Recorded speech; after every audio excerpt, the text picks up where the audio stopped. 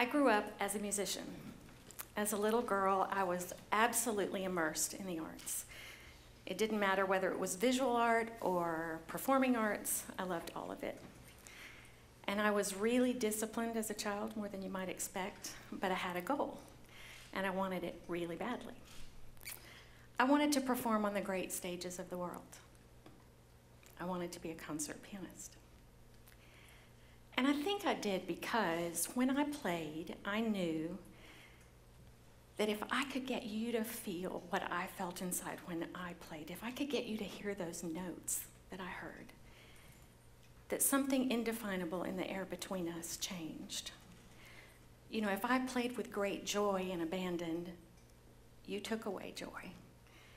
And if I played soulfully, you know, and introspectively, you went away that way. Well, I didn't have any idea what to call that as a child. Today, I call it the transformational power or the transformational potential of the arts. I was well on my way to achieving my goals and my dreams. I was 24 years old, and I was in graduate school. I was studying with one of the greatest teachers in the world at one of the best music schools in the world. And then I think, as life often does for all of us, it dealt me an unexpected blow, took me down an unexpected path. I'll never forget the day. I was practicing Chopin's Fourth Ballade. It's a piece I love, it's magnificent.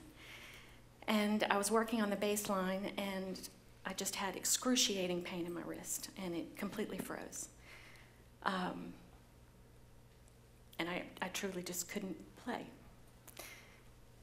The short version of what came next in my life is that I was in a cast for a year, and I had surgery.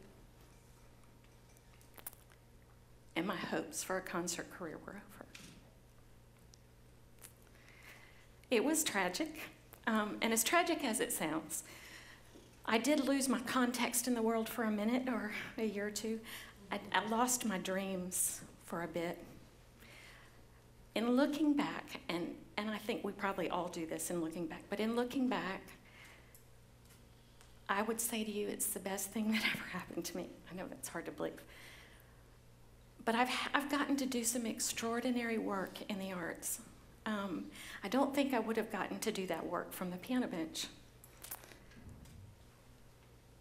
But sometimes, I asked myself a question often in those first years, and sometimes I still ask myself this question, you know, what is my voice in the world if I can't play for you?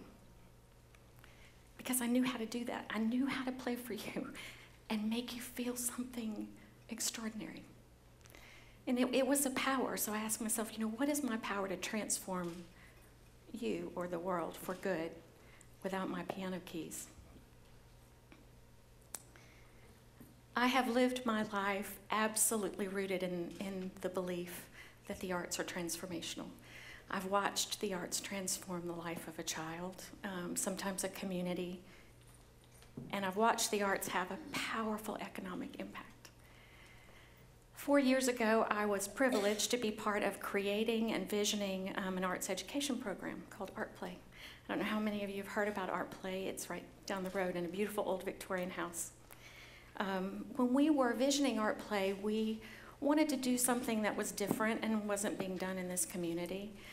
We wanted to teach the arts in what I call an integrative way or cross-collaborative way in the genres. What that really means is if you go to take a piano lesson, you're also exposed to theater and dance and film and music technology, and you go away understanding how that piano score fit in to all of those other parts of the genres of the arts.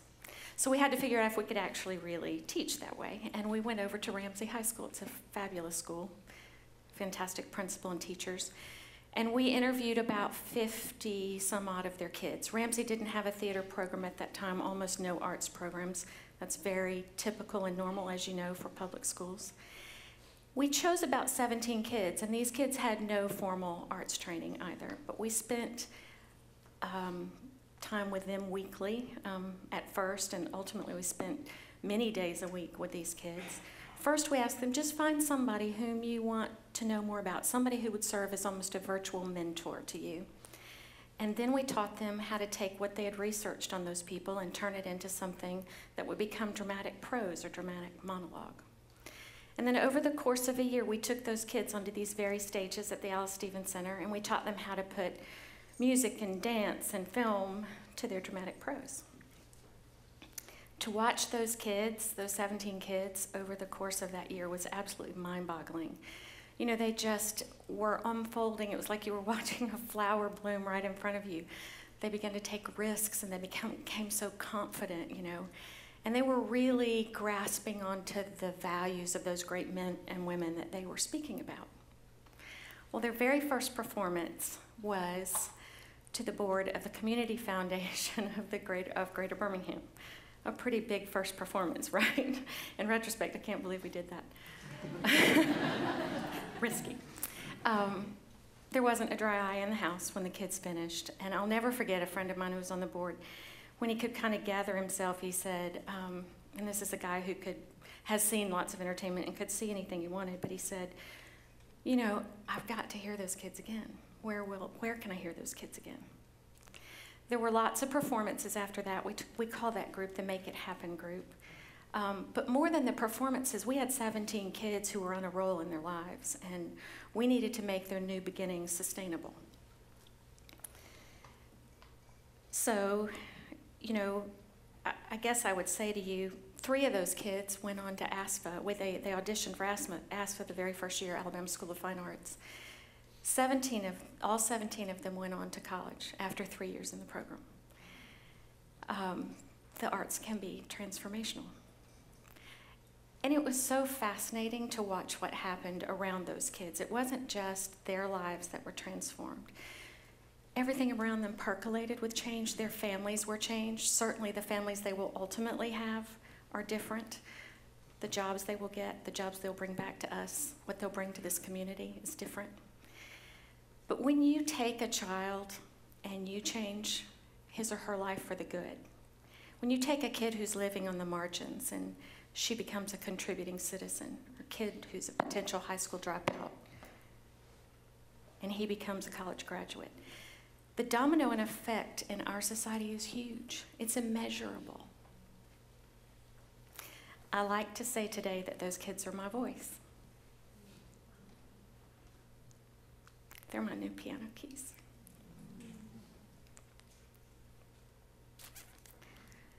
As you can imagine, I do a lot of fundraising in the arts because the arts are not funded. And it's really easy when I go into talk to people, organizations, foundations, companies, for them to understand that the arts can change, you know, a kid's life, like the story I just told you. It's even easy for people to understand that we need performances. We need access to great exhibits. But it's much harder for people to understand the link between, and I think it's an immutable link, between a really rich culture and a strong economy. I was listening to an interview by Charlie Rose the other day. He was interviewing George Clooney, and yes, I was watching for George Clooney. But Charlie Rose said twice when he was interviewing George, it was about the making of Monuments Men. And twice he said, and I sat straight up on my sofa, he said, the legacy of a civilization is its art. The legacy of a civilization is its art. And I thought, that's my answer. You know, that's my answer in fundraising. What makes the arts a worthy corporate investment? I want to tell you about a program. It's in its infancy, but I think it will have a really big economic impact for us for a long time. Last summer, we were strategizing about art play and what's next for art play. Art play was 3.5 years old last summer. It started out teaching 130 students. Last semester, it was teaching 756 students. Huge growth. So, you know, what's next for art play? What's the next big good thing, you know, art play could do? And it was a natural, you know, we're sitting on this amazing university campus that's dedicated to excellence in medicine and medical research. So, you know, we wanted to connect the arts and medicine. I like to call it the healing arts. So my dream is to create a center for arts and medicine. So we brought in folks who are doing best practices, best in the business, Shands University Hospital in Gainesville, Florida, and we asked them to teach us, and they did.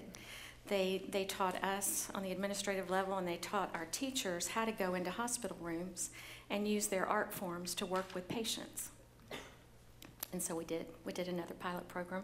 Last September, we went into the hospitals, and we were all over the place in the hospital. We were in adolescent psych, and we were in heart-lung transplant and palliative care, so we got a really nice look at lots of different kinds of patient care. And we did a post-evaluation after we had worked with 118 patients for 12 weeks. And what came back to me was it wasn't that it was surprising, I guess it was just that it so much validated my belief in the power of the arts. Patients said things to us like, we felt so much less pain when there was an arts therapist with us. Or we heard a lot of times patients would say to us, my anxiety was so much lowered, my depression was so much lowered. I think we all know that hopefulness and a positive attitude, certainly are very key to getting well from surgery and disease. What you might not know is that last year alone, the medical industry in the United States saved $2 billion in pediatric ER visits because of the presence of an arts therapist. $2 billion. The arts can have a strong impact on an economy. And corporations love this program. They're crazy about it. They want to invest in it. So I'd like to close by telling you a story. It's a story that I've loved for a long time, and it's helped me so many times in my life. In the late 1800s, there was a very famous Polish pianist. His name was Paderewski, and he was known for his great big hands. He played huge romantic repertoire. He played Beethoven and Liszt and Rachmaninoff. And the press around Paderewski went that when he played in a hall, that the excitement in the hall would reach a furor pitch. He was a magnificent pianist playing glorious music. So he was coming to play in Carnegie Hall. It was the first year Carnegie Hall was opened. And it was the event of events in New York. Everybody who could be wanted to be there. And there was a young couple who had bought tickets to the concert well in advance of it. The day of the concert came, and the couple found themselves without a babysitter. So they talked and talked about it, and they said, we can't miss it. We have to go here and play. We'll just take our little boy with us. He'll be good. It'll be okay. He's studying piano. It'll be good for him. So the evening came, and they dressed up in their finery, and they dressed up the little 6-year-old boy, and off they went to Carnegie Hall.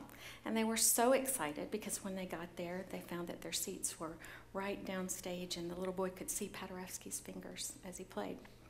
The first half of the concert went without a hitch. The music was everything that they expected. It was glorious. And the little boy was perfect. Intermission came, they went out in the lobby to celebrate with their friends and talk about this incredible experience that they were having. The bell rang for them to go back into the hall, and the little boy was nowhere to be found. They were frantic. They looked everywhere. And then they thought, well, maybe he went back to his seat by himself.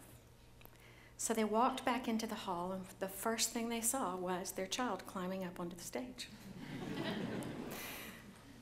Well, you can only imagine what that audience was feeling.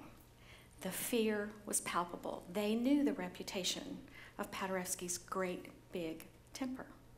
He had been known to scream at audiences. He had been known to stomp off the stage and not play the last half of a concert. So the audience was terrified of what he would do with a little boy on his stage. Before the couple could get down stage and get the little boy off, he climbed up onto the piano bench and he had begun to play chopsticks. And out comes Paderewski from backstage, big man striding toward this little boy. He got right up to the little boy and he bent down and he whispered in his ear. And then he took his great big arms and he put them on either side of that little boy. And he began to weave the most beautiful melody and bass line around chopsticks. What he said when he whispered in that little boy's ear was, "Don't stop. Whatever you do, don't stop playing." I've been privileged to listen to so many of you today. You're doing extraordinary work in the world. If I have a message for you, it is stay in the game, stay hungry, and don't stop.